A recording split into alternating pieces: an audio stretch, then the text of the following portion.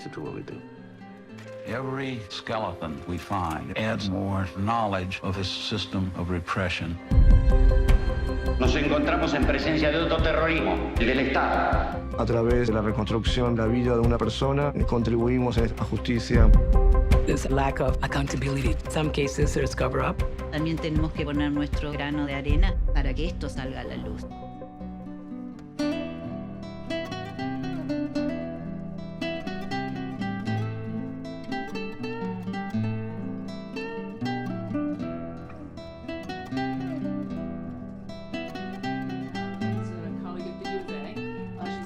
Cultural anthropologist who has conducted ethnographic research and forensic practice in the borderlands here for over 15 years.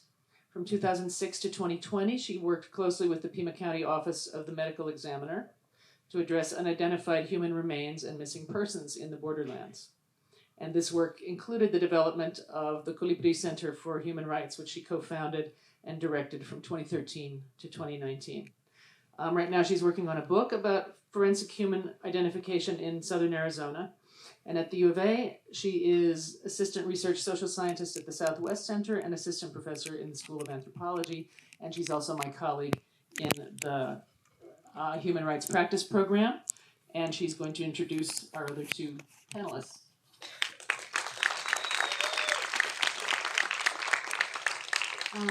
Thank you for being here, my colleague Mirza Monterroso. Do you want to go ahead and come and have a seat? Both of my colleagues told me to do this informally, so I don't have a formal introduction prepared, but Mirza Monterroso is a forensic archaeologist trained in Guatemala, and she worked directly with FAFG, directed by Freddie Pacciarelli, who you saw in the film, and also met Dr. Snow while she was there, working with FAFG for about 10 years as a forensic archaeologist on some sites similar to those depicted in the film, and moved to Tucson in 2016 and joined the Colibri Center for Human Rights, and has worked there as an advocate for the families, as the director of the forensic project, the Missing Persons Project at Colibri, and is now a forensic archaeologist working independently. And then my colleague and mentor, Dr. Bruce Anderson, forensic anthropologist with over 23 years of experience at the Pima County Office of the Medical Examiner here locally, trained by Dr. Walt Birkby, who is a contemporary of Dr. Clyde Snow and has a lot of very funny and charming Clyde Snow stories, and has completed, what is your most recent, is it over 800 examinations, cases? More than 800 examinations. So it's really a treat to have notable experts and forensic anthropologists here in Tucson to join us tonight. So thanks for being here.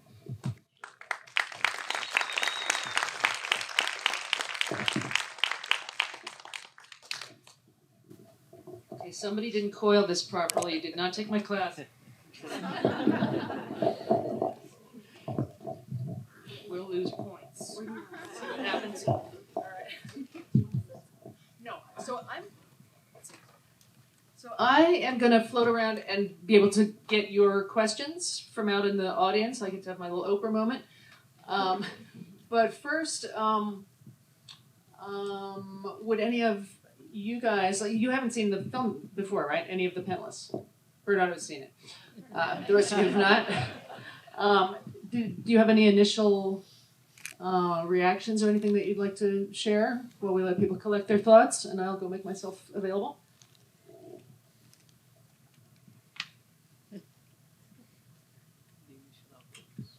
I thought it was interesting that none of the anthropologists depicted our professors. Clyde Snow wasn't a professor. Walter Birkby wasn't a professor. They were practitioners. And Clyde was able to pass on the essence of practicing forensic anthropology with all the trappings of academic learning about forensic anthropology. So I thought, as a practitioner myself and a non-professor, I thought that was a very interesting thing to see. I have a theme that I've noticed through the film that I wanted to share, which is just the power of relationships. And one of the things that gets so horribly disrupted in episodes of mass violence, like those in the context covered in your film, is the horrible disruption of relationships and trust and community.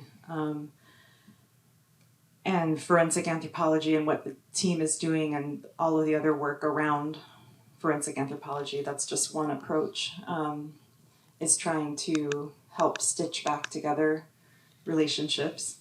And I think that's part of why there's such intimacy in the work and closeness amongst those doing the work together. That there's this suddenly not forced, but it's as if relationships that take decades to build happen very quickly because you're in these very emotionally and physically confined and intense spaces. But, some of this, using the spoon to excavate the bones and then using that for the coffee, it might seem really gross or strange, but I think part of what's happening there is also relationships with the dead and bringing people back into networks of care. But obviously forensic anthropology is just one way of working toward that goal. Mirza, I'm sorry, there's only 4 mics and I have to go use the floating one, so you guys have to share. No worries. Thank you. I'd love to hear from you as well. It was amazingly personal for me because I know a lot of the people working there, and I know the context where these brave people had to go and work for many years, and at the end where I was working there, it wasn't as incredibly dangerous as it was when they start working, and it just impresses me like how they keep working and fighting for these families, that they were in different contexts and stages of their search, and just it makes me admire them more. I think I had blocked a lot of those memories because of the hard, but very difficult that the work it is, and how extremely committed these people are to just keep working and keep searching. And amazing. Thank you, Bernardo. It was just very touching for me. Well, I'm honored or really glad that it's moving. I mean, at the end of the day, we make films because of the people on this stage. I mean, this is the work is very. I'm a documentary filmmaker, so it means that I'm a busybody. And we follow people and we annoy people, and especially over long periods of time. It's pretty thankless work and pretty, I think, unrewarding work. And I think it's work that, for the most part, the public doesn't fully understand. I don't think people understand the importance of it. So the way I like to think about it is that this film is like the prequel to the work that the folks who are on the stage do.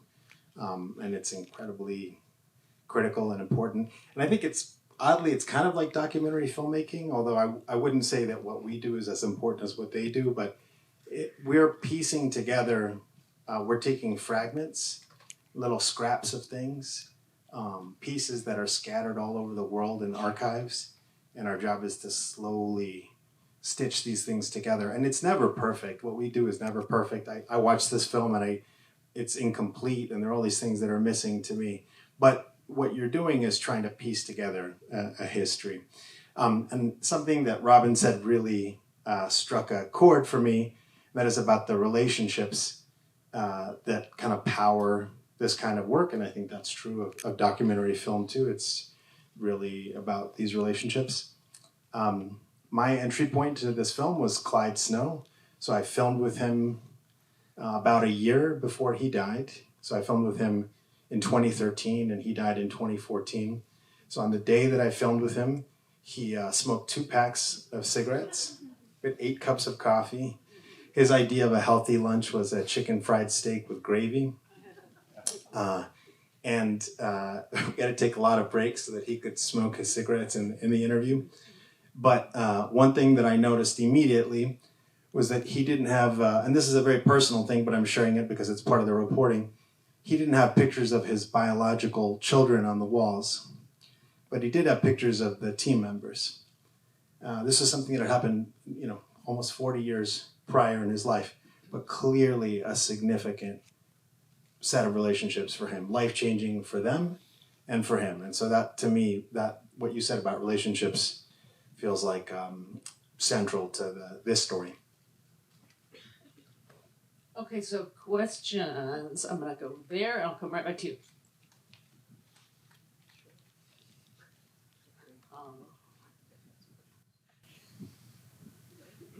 So my question is to the filmmaker, and I thank you so much for that work. And I wonder how you got interested or involved in it. And what were some of the fragments that you left out? And how did you make those decisions? Thanks.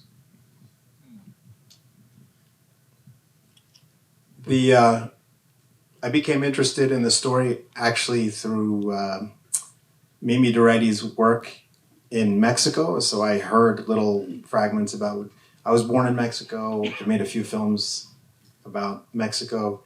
And in 2012, 2013, there was a wave of violence that was, and it was like 2 administrations ago in Mexico.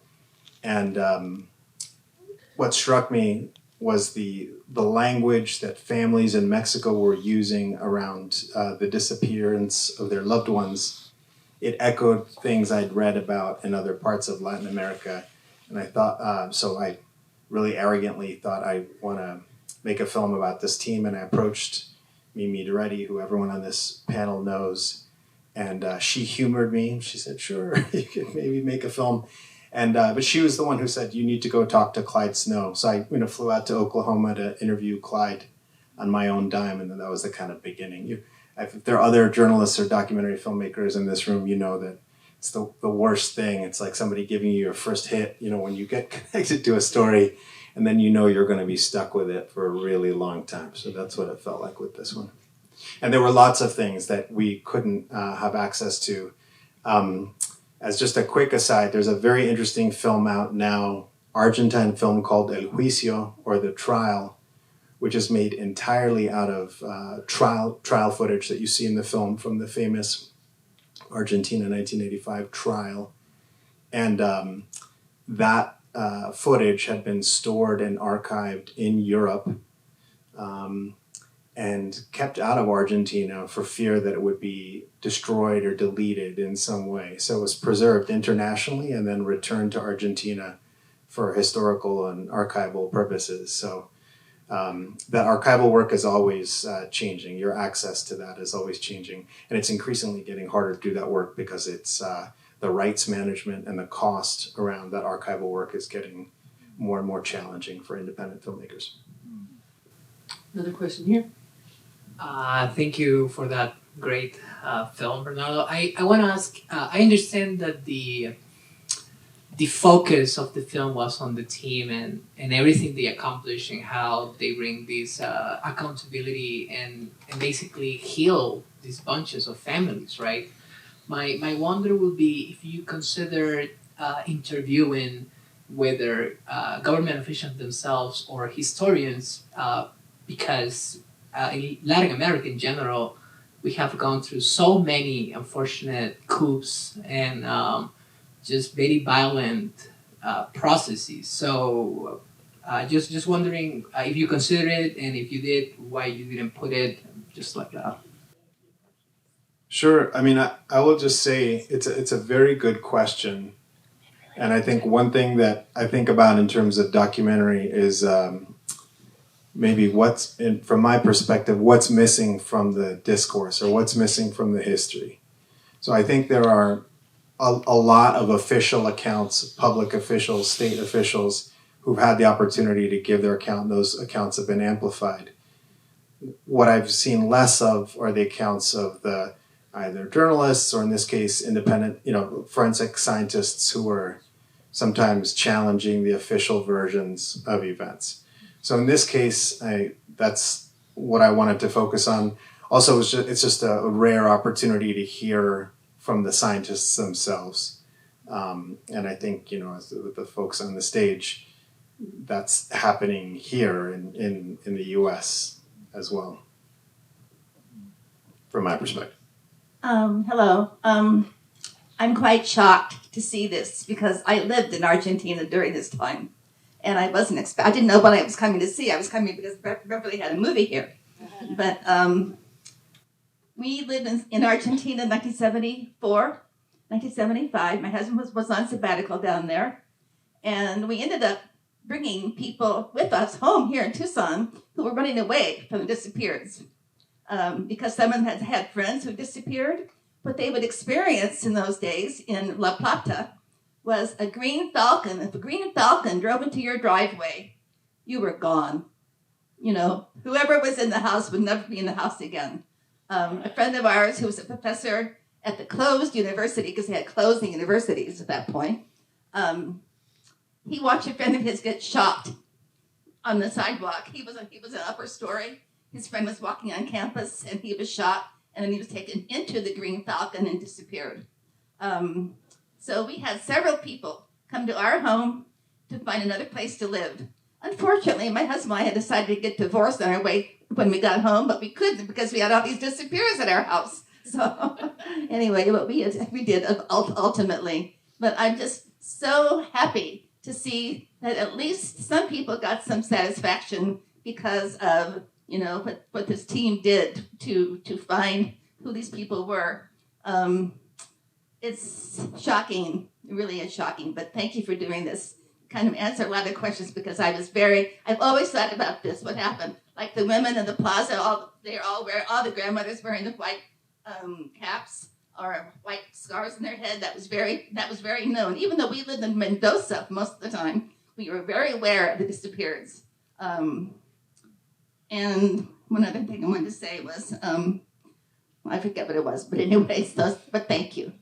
Thank you for your comment. And I would just say that even though that history, that Argentine history, that Southern Cone history is from the 70s and 80s, if you listen to what those mothers and grandmothers are saying, it's a refrain you hear in Central America, in Guatemala, you hear it in Mexico, and you hear it with the parents, usually mothers of missing migrants in this country.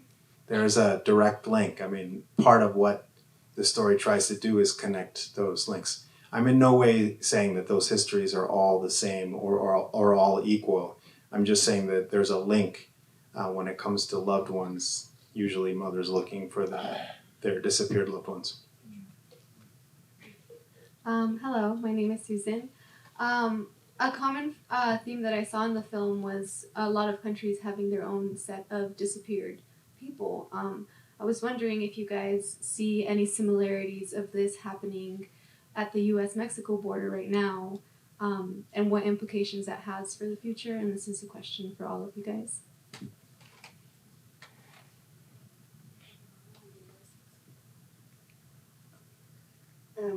Yeah, it's to me, even watching this film was very connecting a lot of things that I haven't seen before, because it is many things in common about the search and about the looking and about the unknowing.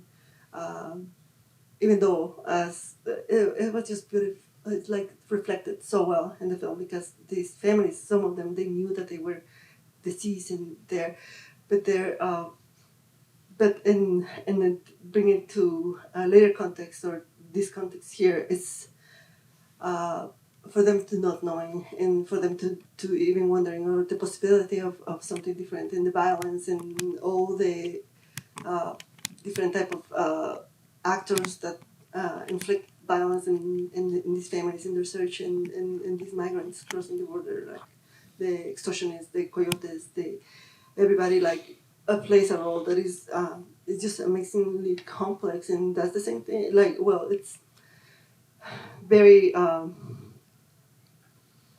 it's in Guatemala with the context of the conflict. It's just to see them also like the government denying other people, even their own people, like in the city where I am from, people denying that everything happened, and it's just like so very hard that these families, even if it's a few days or months or years, they never stop suffering and they never stop being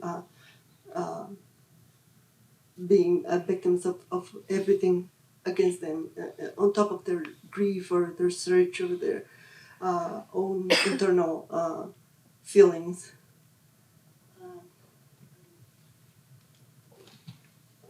Something that Mirza said to me in an interview about 2 years ago, we were talking about this question, and Mirza said the theme is crimes against poor people.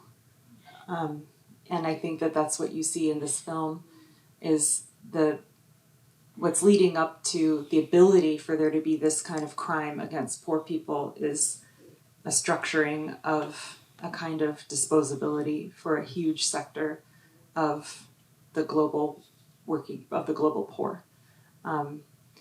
And so there's a lot of different kinds of violence that leads to a point of physical disappearance that then in turn makes it so much more difficult for families searching for answers, that they're not only facing that physical disappearance, but they're facing a lifetime of small disappearances in other ways.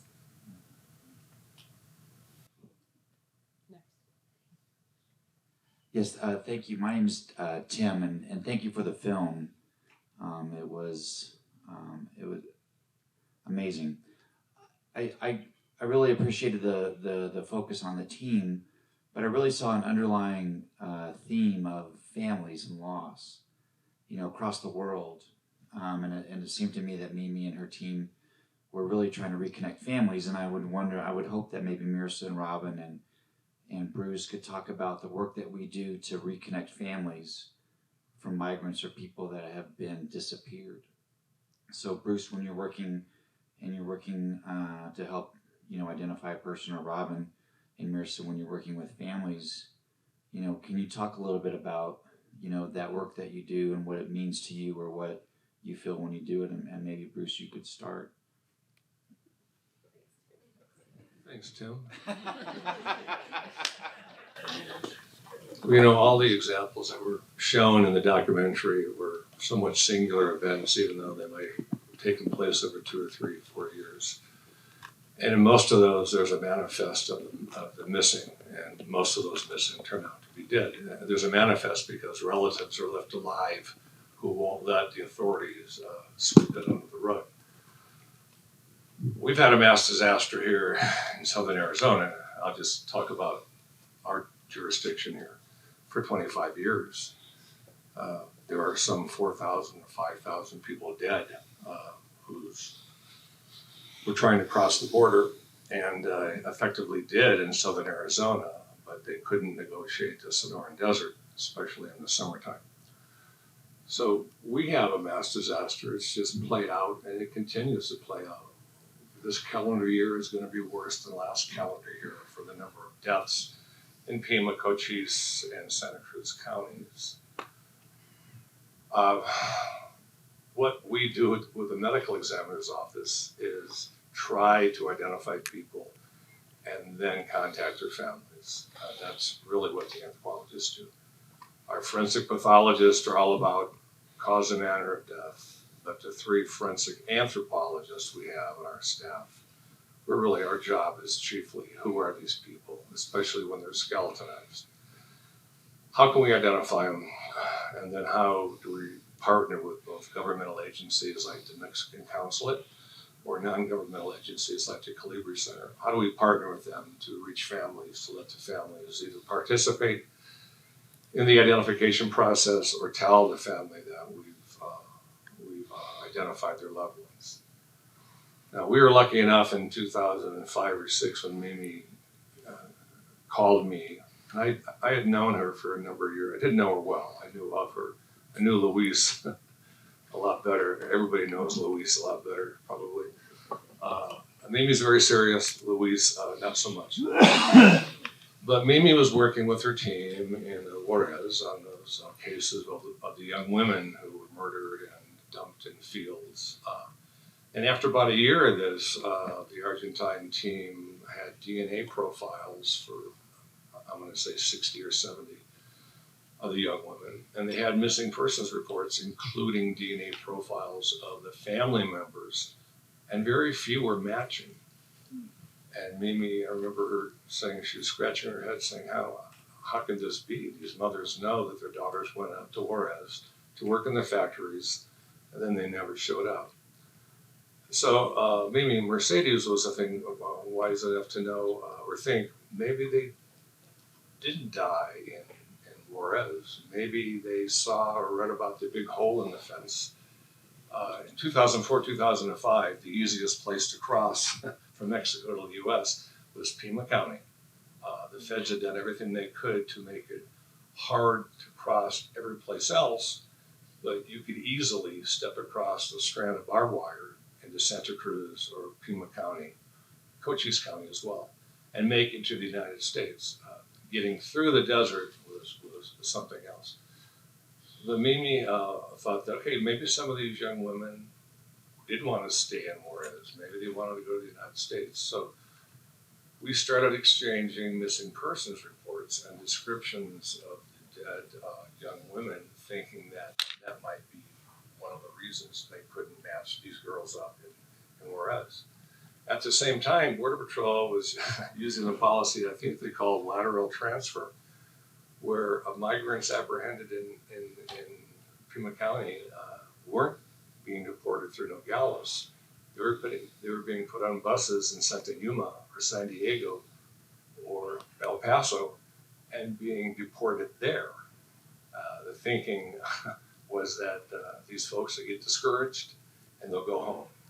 They won't have their second free crossing because they won't be able to find the coyotes that ushered them across in the first place. So we entered in, the Pima County Office of the Medical Examiner entered into information sharing, principally missing persons reports of young women and descriptions of deceased young women 15 years ago, I guess, and it just grew. It grew from there, and I work for a governmental office, and we do a lot. We do as much as we can.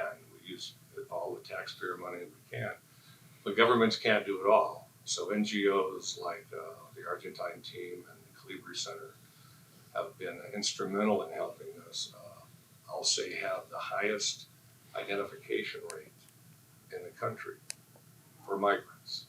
The Pima County Office of the Medical Examiner identifies percentages more migrants than any other jurisdiction in the country, and that's a governmental and a non-governmental organization effort.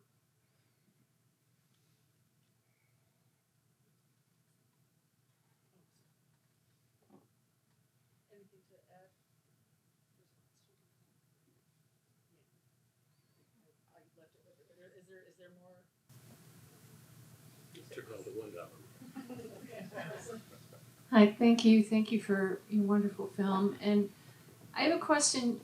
Since forensic anthropologists are scientists and they can prove the reality of the people, there are things that you learn about the people that come, in our case, into Pima County or in the area. What I'm thinking of is the misinformation and disinformation that is spouted by politicians across the U.S. and lots of pundits on another spectrum that I normally listen to, but that are telling lies about who the people are that are coming across and who get lost and who die. And I'm wondering if there's actually going to be a time where you're going to be able to testify to the public of who these people really are that are coming through, that they are poor, that they are usually coming to work. As you said in the film, Mr. Anderson, about Who is Diane Crystal, these are a lot of them young men coming to work.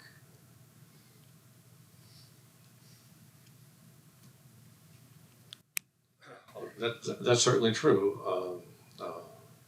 85% of the bodies or skeletons recovered are males. The mean age is 29, 30 years of age. Most of the people were poor. And we know they were not just poor when they crossed, they were born to poor parents whose mothers didn't get adequate health care. They didn't have the kind of diet and medical care that we enjoy as Americans. And there are scars on their body, both on their skin and on their skeletons that demonstrate this. We code, that's the right word, deceased people found in the desert as more likely Americans or more likely undocumented border crossers. And we're able to do that with a pretty high degree of success not because they're Hispanic, we don't know what language they spoke, not because they look more Native American than some Tucsonans, but because their bodies demonstrate a lifetime of struggle. So those data are clear.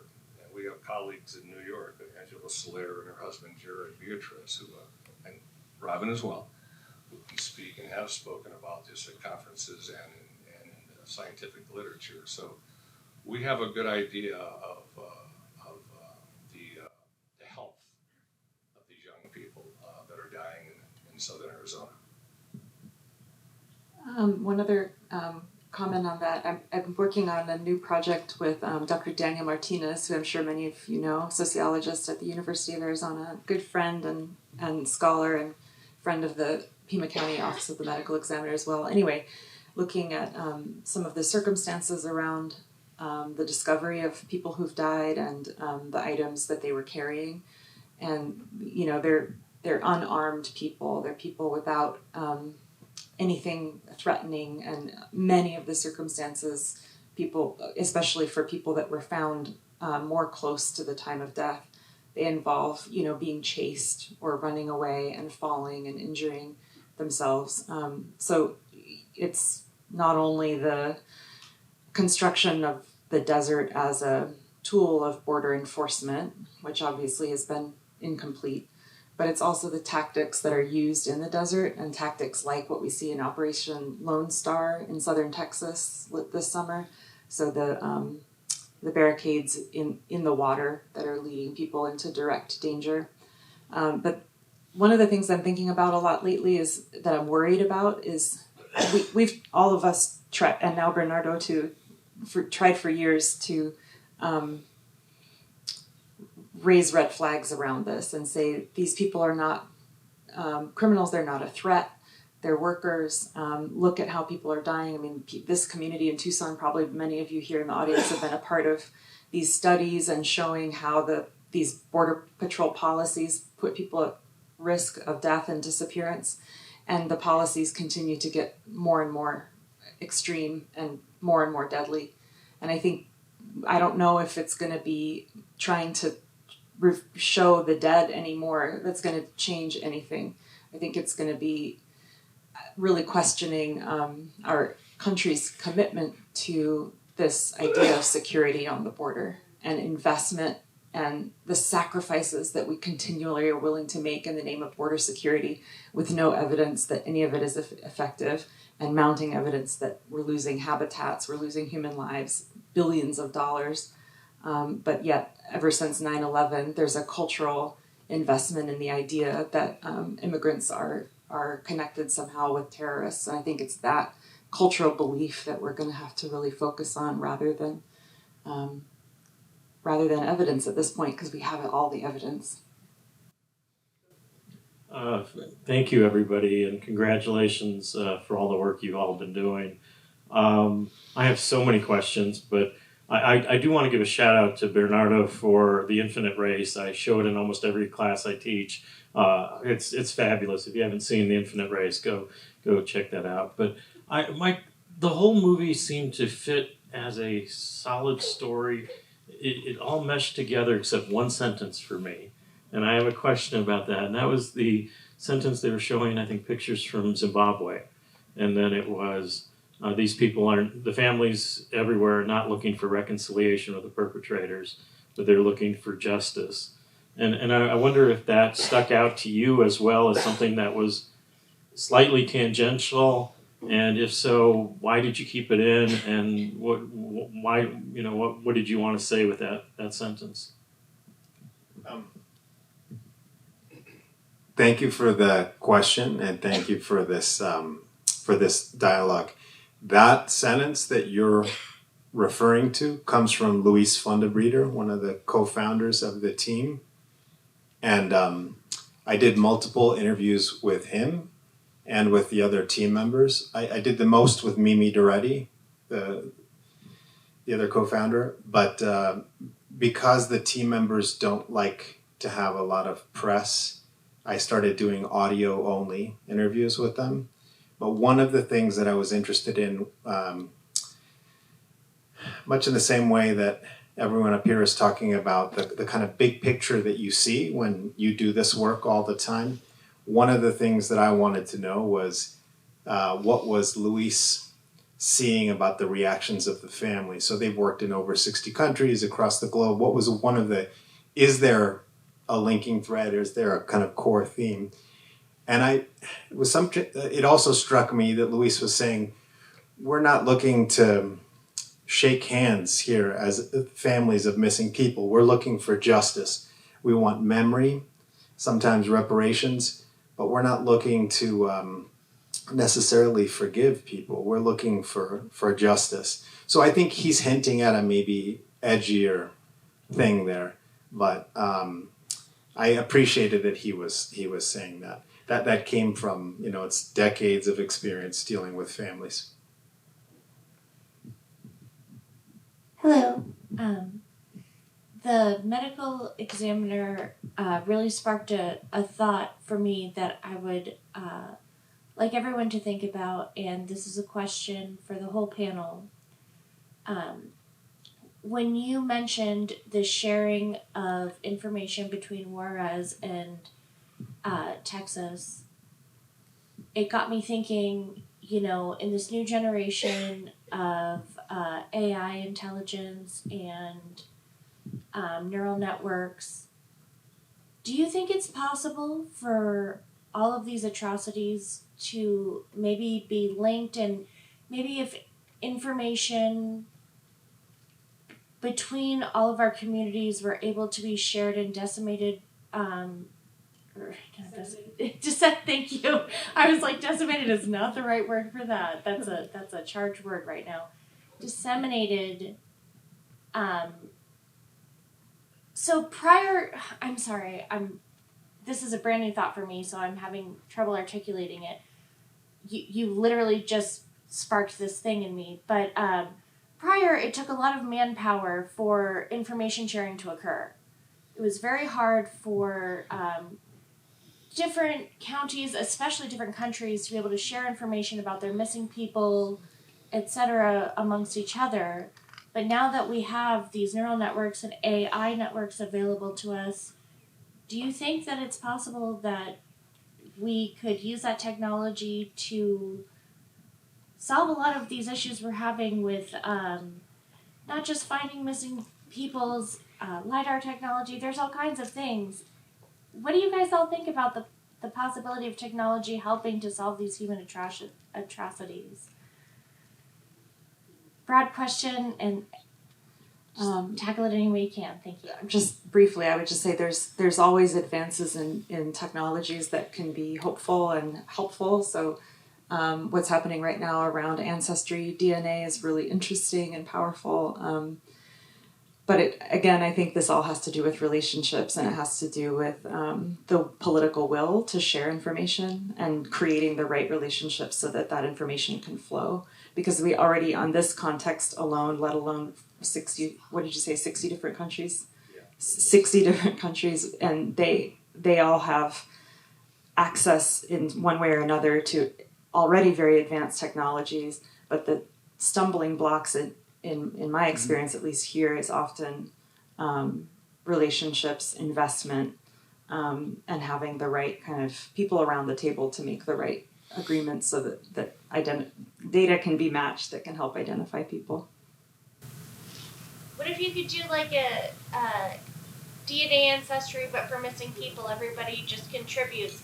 If you're missing somebody, you contribute to this network.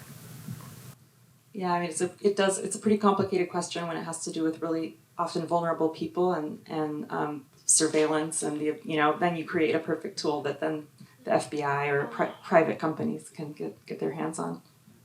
I didn't complete my thought a few minutes ago when I was talking about the mass disasters in these other countries, usually self-contained in one country. So you have maybe a group of people maybe speaking one or just a few languages, and you have a manifest, a list of missing people.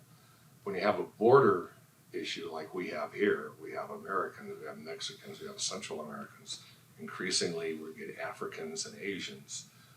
We've identified people over the last 20 years, I think, from 16 different countries. So it's always harder when you have a border issue,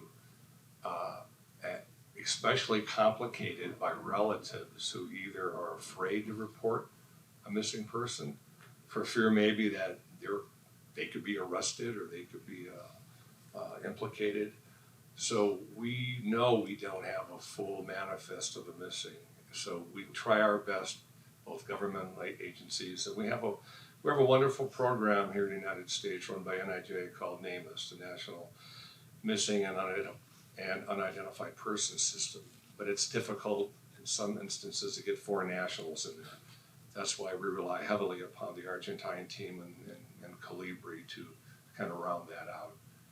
But this is as complicated an issue as you can get. So while I certainly am not an expert on AI, I do know that if you don't share information, you're not going to progress.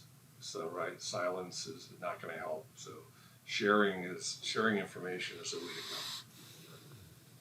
So we've got another question here, and then maybe one more follow-up with Susan if there's not any. It's not natural. It's probably not healthy. So those of us that choose that line of work have to build a wall, a metaphorical wall, and we have to stay on the scientific side and deal with the dead. Pathologists and anthropologists are pretty good at gleaning information from the dead, whether that's a body or a skeleton or just a single bone. We know better than anybody else when it comes to grief. So we have to step lightly and not cross over that wall and deal with the grieving relatives, especially if you've experienced loss yourself. Then you've complicated the issue by reliving your own loss. So I think when either Luis or Mimi said we cry at night, and that's apt. No time for tears in the lab. When you're in the lab, you have to be somewhat dispassionate, cognizant that this was a living person, and respectful of that body or that bone, but not get wrapped up in anything except the postmortem examination, and not step into the arena of grief. One more question.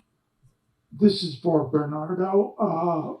Would you care to enlighten us as to how many years you spent from the very moment you came up with the idea till you said, yeah, it's as good as I can make it? The only other follow-up question I have is that, do you start with, well, it's got to be roughly 90 minutes long or 100 minutes long because I've got to commercially sell this in order to recoup my investment and time? There's no recouping the investment ever. I think the process, is an investigation, and you try to follow it as far as it will go. So the answers in the beginning, I didn't know where it would go, and I also didn't know what form it would take. I thought I would be able to film with the team members regularly, and what I realized is that they didn't really like the camera. And what Bruce is talking about with, I think, the difficulty of the work, also just the respect for the dead, the respect for the remains. At some point, it felt like the way to treat this process with greater dignity was to disembody the voices from the bodies. This work is about connecting identities to remains. And there's something very interesting about the audio only that maybe it's boring to some people, but to me it started to feel infinitely more intimate, and then to try to piece the film together through fragments. And I worked with a wonderful collaborator, a young editor, Bolivian Argentine editor, Fabian Caballero, a wonderful collaborator in this. And he and I worked very closely to kind of stitch these fragments together into a whole, and again, into an incomplete whole. And that's where the process took off. And I would just say I'm also just grateful to public television, Independent Lens, in particular ITVS, the biggest funder of independent public television documentaries. We are in a moment of very strong commercial pressures to make films about celebrities. There are no diss on celebrities, we need them too for some things, but there's a big pressure for films and documentaries to go more into the true crime space, to be about celebrities. And so I'm just grateful that there's still a space, publicly funded, free for the public, for universities and schools, where films like these about these more complex histories, they can have a life and be part of this, like a public dialogue like this one.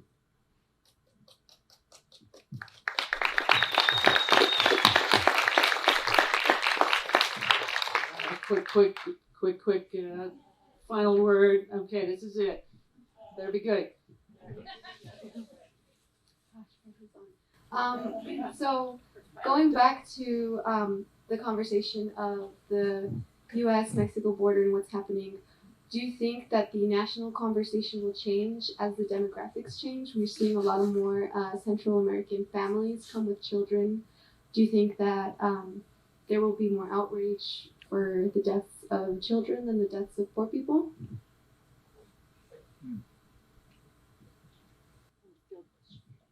I'm still trying to figure out this country, so it's very hard.